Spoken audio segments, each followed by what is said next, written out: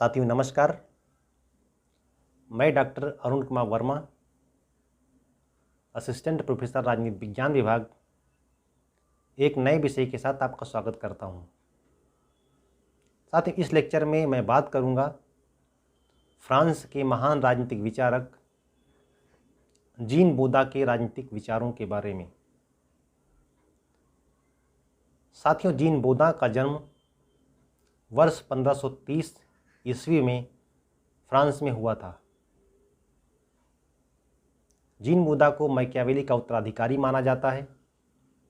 ऐसा कहा जाता है कि जीन बोदा ने मैकियावेली के अधूरे कार्य को पूर्ण करने का कार्य किया। साथियों, जिस समय जीन बोदा का जन्म फ्रांस में हुआ, उस समय फ्रांस में धार्मिक गृहयुद्ध चल रहा था और धार्मिक गृहयुद्ध में कैथोलिक तथा प्रोटेस्टेंट धर्म के अनुयायियों के बीच संघर्ष चल रहा था। कैथोलिक धर्म के अनुयायी प्रोटेस्टेंट धर्म के अनुयायियों को पूर्णतया समाप्त करना चाहते थे, उनका उन्मूलन चाहते थे। वहीं दूसरी ओर प्रोटेस्टेंट धर्म के अनुयायी शासन व्यवस्था पर अपना एकाधिकार स्थापित करके सारी व्यवस्था अपने अनुरूप करना चाहते थे, जिसको लेकर दोनों समूहों में या अनुयायियों में निरंतर संघर्ष होता रहता था। और एक ऐसी भी घटना है कि वर्ष 1572 में तत्कालीन कैथोलिक सम्राट चार्ल्स नवम ने हजारों प्रोटेस्टेंटों को मौत के घाट उतार दिया। तो इस प्रकार का धार्मिक रक्तपात फ्रांस की सामाजिक, आर्थिक और राजनीतिक अराजकता का एक बड़ा कारण थी। इसी समय फ्रांस में एक संस्था थी जिसका नाम था पॉलिटिक। पॉलिटिक मुख्य रूप से कुछ बुद्धिजीवियों की एक संस्था थी, जो मुख्य रूप से उन समस्याओं पर, उन संकटों पर विचार करती थी जो फ्रांस में व्याप्त थे। और जीन बोदा भी पॉलिटिक नामक संस्था का सदस्य था। तो जीन बोदा के समझ सबसे बड़ा जो प्रश्न था वो यही था कि फ्रांस की धार्मिक अराजकता को किस तरह समाप्त किया जाए, किस तरह से जो धार्मिक गृहयुद्ध है जिसमें कैथोलिक और प्रोटेस्टेंट के समर्थक आपस में लड़ रहे हैं, संघर्ष कर रहे हैं, उसे कैसे समाप्त किया जाए। तो बोदा के चिंतन का जो मुख्य उद्देश्य है वो यही है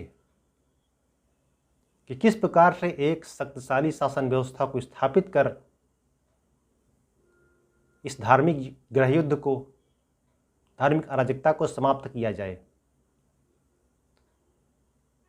साथियों, जीन बोदा ने कई महत्वपूर्ण पुस्तकों की रचना की। अगर हम उसकी पुस्तकों की रचनाओं की बात करें तो उनमें response, Heptaplomeres, Universae Naturae Theatrum, 6 books of the Commonwealth जैसी महत्वपूर्ण पुस्तकें हैं। और इन पुस्तकों में जो जीन बोदा की सबसे महत्वपूर्ण पुस्तक है वह है 6 बुक्स ऑफ द कॉमनवेल्थ,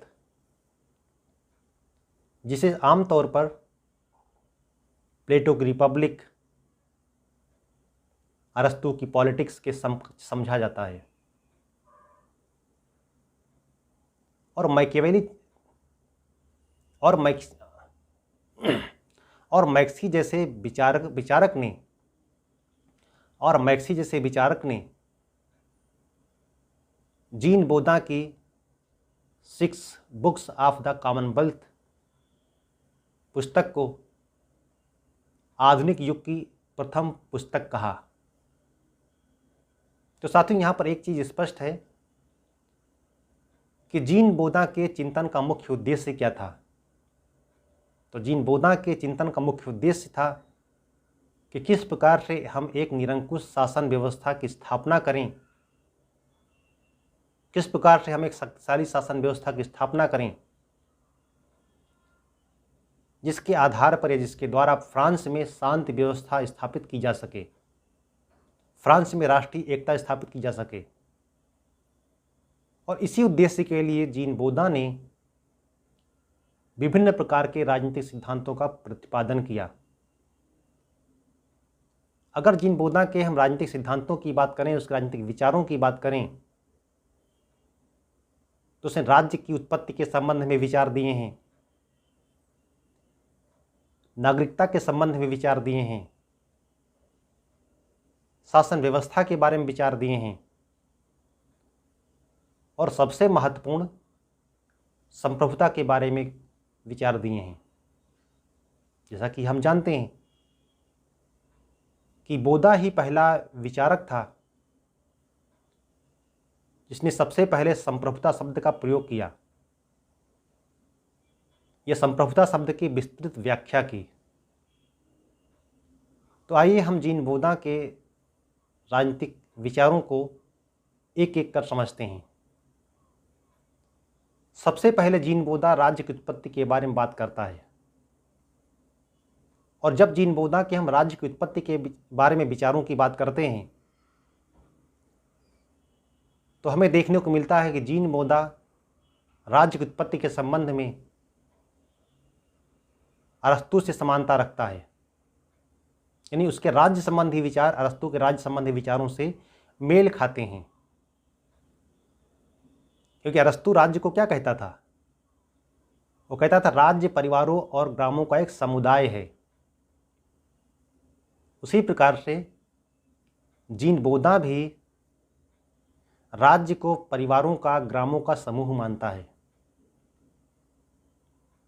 राज्य की उत्पत्ति के बारे में बात करते हुए जीन बोधा कहता है कि राज्य की उत्पत्ति परिवार से होती है। परिवार का निर्माण स्वाभाविक रूप से होता है,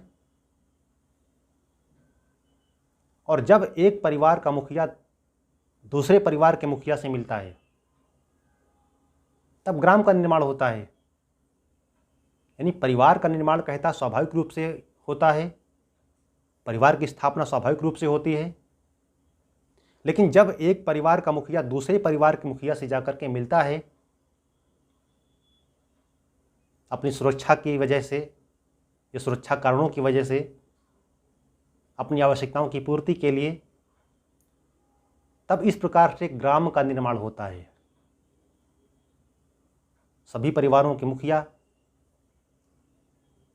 सभी परिवारों के मुखिया से मिल करके एक सामाजिक संबंध का निर्माण करते हैं। यानी हम यूँ कहें कि विभिन्न प्रकार के या सभी प्रकार के परिवार मिल करके ग्राम का निर्माण करते हैं। और जब ग्राम में कोई संप्रभु शक्ति का सृजन हो जाता है या संप्रभु शक्ति का निर्माण हो जाता है जो सभी ग्रामों को राजनीतिक रूप से संगठित कर देता है, तब वो ग्राम राज्य में परिवर्तित हो जाते हैं। इसको ठीक समझिएगा आप। यानी परिवार के मुखिया जब घर से बाहर निकल करके अन्य परिवारों के मुखिया से संबंध स्थापित करते हैं तो ग्राम की स्थापना होती है। यानी परिवारों से मिलकर ग्राम की स्थापना होती है। और जब सभी ग्राम किसी एक शक्ति के द्वारा, संप्रभु के द्वारा नियंत्रित होते हैं या उन पर नियंत्रण स्थापित हो जाता है, तब राज्य नामक संस्था का निर्माण होता है, राज्य नामक संस्था का जन्म होता है। तो राज्य के बारे में जब बात करता है जीन बोधा तो कहता है कि राज्य वास्तव में परिवार और संपत्ति का समूह है। राज्य का जो निर्माण होता है उसमें परिवार का और संपत्ति का बड़ा महत्वपूर्ण योगदान होता है, और जिसके पीछे वो कहता है कि मनुष्य की सामाजिक प्रवृत्ति होती है। यही बात अरस्तु भी कहता है अरस्तु कहता है कि मनुष्य एक सामाजिक प्राणी है। उसी प्रकार से जीन बोधा भी स्वीकार करता है कि मनुष्य एक सामाजिक प्राणी है। उसकी सामाजिक प्रवृत्ति के कारण ही ग्राम का निर्माण होता है। और जब सामूहिक सुरक्षा प्रतिरक्षा के लिए एक संप्रभु शक्ति का विकास होता है और वह संप्रभु शक्ति सारे ग्राम पर नियंत्रण स्थापित करता है, तब वो फिर राज्य के रूप में परिवर्तित हो जाता है। राज्य की विशेषताओं की बात करते हुए जीन बोधा कहता है कि राज्य में एक विधि संगत सरकार होती है, विवेक का शासन होता है, परिवार होता है, कानून पर आधारित होता है। तो राज्य की अपनी कुछ विशेषताएं जिसके बारे में जीन बोधा बात करता है। अब राज्य के बाद वो नागरिकता के बारे में बात करता है कि नागरिक कौन है, यह नागरिकता किसे कहते हैं। तो साथियों, जीन बोधा ने अपने नागरिकता की व्याख्या करते हुए संकुचित नागरिकता के सिद्धांत का प्रतिपादन किया है। वो कहता है कि समाज में रहने वाले सभी व्यक्ति नागरिक नहीं होते, या परिवार के सभी सदस्य नागरिक नहीं होते। वो अपनी नागरिकता केवल परिवार के मुखिया को ही प्रदान करता है। और कहता है कि जब एक परिवार का मुखिया दूसरे परिवार के मुखिया से मिलता है, तब ही वह नागरिक बनता है और नागरिक बनने के नाते समाज में कुछ महत्वपूर्ण कार्य करने का अधिकार प्राप्त कर लेता है, उसे नागरिकता मिल जाती है। यानी जब एक परिवार का मुखिया दूसरे परिवार के मुखिया से मिलता है, तब वह नागरिक समाज का निर्माण करता है, तब वह नागरिक बनता है। इसीलिए जीन बोधा परिवार के सभी सदस्यों को नागरिकता प्रदान नहीं करता, क्योंकि उनके संबंध समाज से नहीं होते। वो कहता समाज से संबंध केवल परिवार का मुखिया स्थापित करता है, अपनी सुरक्षा के लिए, अपनी आवश्यकताओं की पूर्ति के लिए। इसीलिए वो कहता है कि नागरिकता का अधिकार केवल मुखिया के पास होता है, न कि परिवार के सभी सदस्यों के पास। इसीलिए कहा जाता है कि जीन बोधा की नागरिकता की जो अवधारणा है वो बहुत संकुचित है, बहुत नैरो है। साथ ही जब हम बात करते हैं राज्य के स्वरूप के बारे में, तो जीन बोधा राज्य के स्वरूप के बारे में बात करते हुए कहता है कि राज्य का स्वरूप राजतंत्रीय होना चाहिए, क्योंकि वह जिस संप्रभुता के सिद्धांत का प्रतिपादन करता है वह अविभाज्य होती है, निरंकुश होती है। इसीलिए वो कहता है कि संप्रभुता को विभाजित हम नहीं कर सकते, और राजतंत्र ही केवल ऐसी शासन व्यवस्था जहां पर संप्रभुता विभाजित नहीं होती है। राजतंत्री व्यवस्था में राजा ही एक व्यक्ति होता है जो संप्रभुता का या शासन शक्ति का प्रयोग करता है। बोधा ने कहा कि विश्व में विभिन्न प्रकार की शासन व्यवस्थाएं संचालित हैं, लेकिन सबसे उपयुक्त और शक्तिशाली शासन व्यवस्था जो फ्रांस के लिए आवश्यक है वह है राजतंत्र।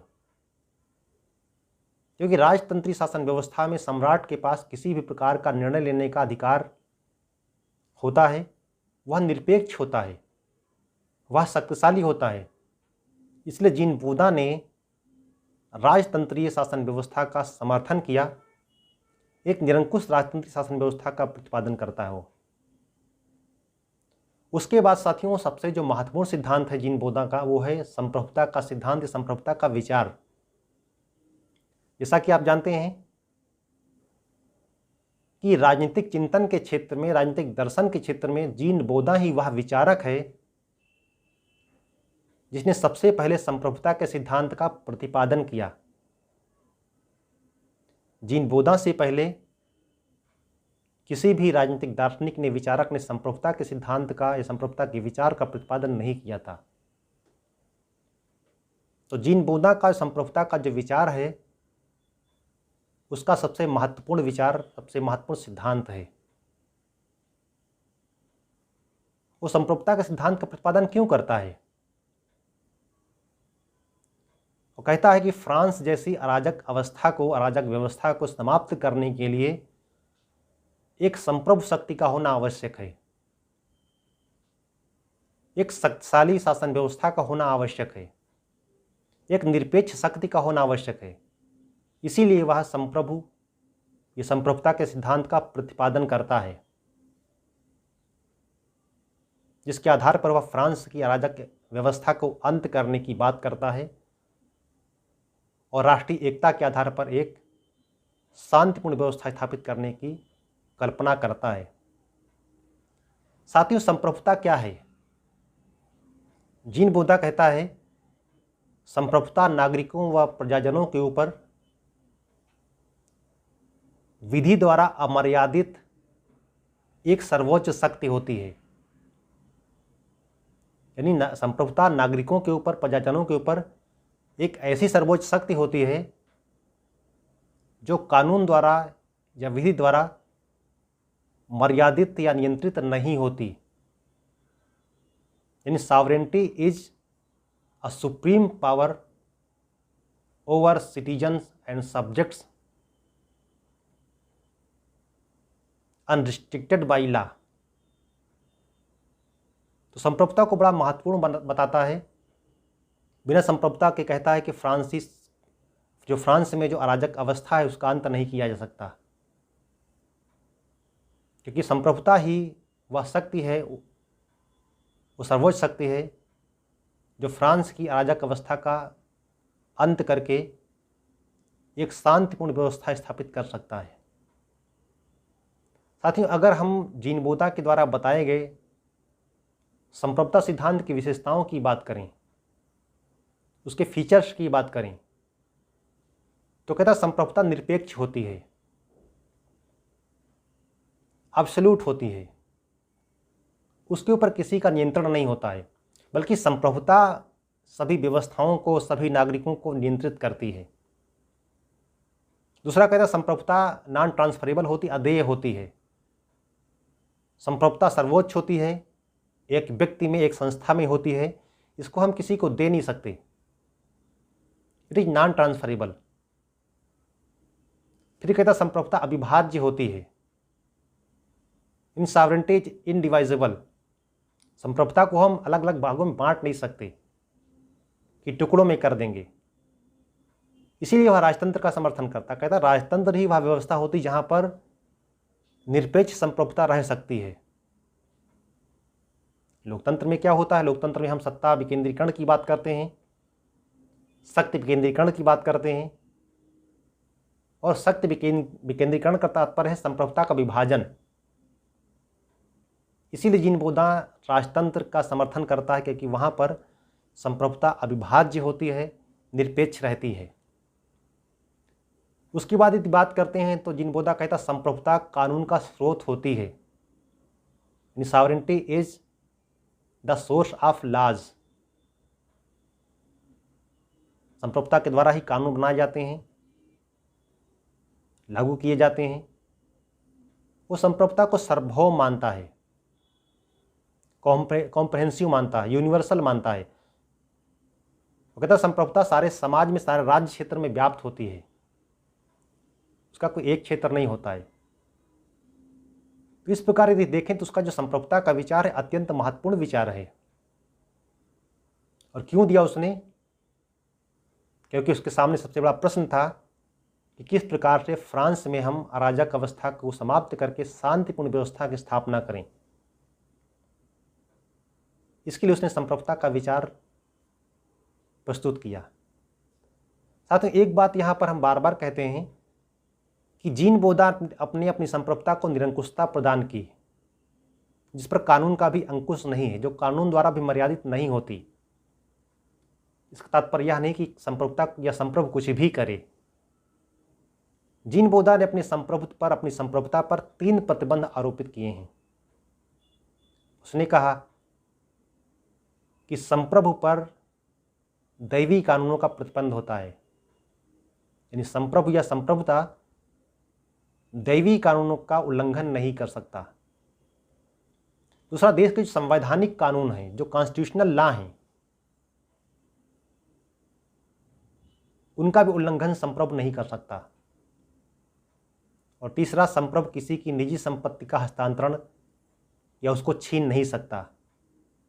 तो जहाँ एक ओर जीन बोदा अपने संप्रभु को, अपनी संप्रभुता को निरंकुशता प्रदान करता है, एब्सोल्यूट पावर देता है, वहीं दूसरी ओर उस पर कुछ प्रतिबंध भी आरोपित करता है। एक और महत्वपूर्ण विचार है जीन बोदा का, वो धार्मिक सहिष्णुता की बात करता है, रिलीजियस टॉलरेंस की बात करता है। जैसा कि हमने पहले ही बताया कि जिस समय फ्रांस में जीन बोदा का जन्म हुआ, उस समय फ्रांस में धार्मिक गृहयुद्ध चल रहा था। तो जीन बोदा ने कहा इसमें तो कोई समस्या ही नहीं है, समाज में जितने भी धर्म हैं सभी को एक साथ रहने का, एक साथ अस्तित्व में रहने का अधिकार होता है। इसके लिए उसने बड़ा महत्वपूर्ण सिद्धांत दिया, वो था धार्मिक सहिष्णुता। यानी सभी धर्मों को, सभी धर्म के लोगों को एक दूसरे के धर्म का सम्मान करना चाहिए, आदर करना चाहिए। वो कहता है कि रिलीजियस ये टॉलरेशन है, इसके आधार पर हम सर्वधर्म समभाव की भावना को स्थापित करके धार्मिक गृहयुद्ध है इसको समाप्त कर सकते हैं। ये तो आज अपने समाज में भी हम देखते हैं कि किस हद तक, किस कदर हमारे समाज में धार्मिक कट्टरता बढ़ती जा रही है। इसका समाधान तो जीन बोदा ने बहुत पहले बता दिया था कि हमें धार्मिक कट्टरता को छोड़ करके धार्मिक सहिष्णुता की भावना पर कार्य करना चाहिए। और बोदा कहता है कि जो शासन व्यवस्थाएं होती हैं, जो सरकार होती है, शासन व्यवस्था का जो स्वरूप होता है, इसका निर्धारण जलवायु के द्वारा होता है। जीन बोदा जादू टोना को भी मानता है, ग्रह नक्षत्र को भी मानता है। वो कहता है कि ग्रह नक्षत्र हमारी शासन व्यवस्था, उसकी स्थिरता अस्थिरता को तय करते हैं। जलवायु राज्य की शक्ति को प्रभावित करती है और जलवायु का परिवर्तन जैसे जैसे होता है वैसे वैसे शासन व्यवस्थाओं का भी परिवर्तन होता है। तो साथ ही इस प्रकार हम देखें तो जीन बोदा ने कई महत्वपूर्ण सिद्धांत दिए हैं। उनमें सबसे महत्वपूर्ण राज्य संबंधी विचार है और उसका संप्रभुता संबंधी विचार है, और भी छोटे छोटे कई उसने विचार दिए हैं जिसको हमने आपको इस वीडियो में बताया। तो वैसे अगर हम बात करें तो जीन बोदा के विचारों की एक लंबी फहरिस्त है और बहुत डिटेल में पढ़ेंगे तो कई घंटे लगेंगे और फिर वो कंटेंट बहुत ही ज़्यादा हो जाएगा। तो जीन बोदा के बारे में हमने संक्षेप में आपको सारी चीज़ें बताई हैं। आशा है आपको समझ में आया होगा। मिलते हैं किसी अन्य टॉपिक के साथ, तब तक के लिए बहुत बहुत धन्यवाद।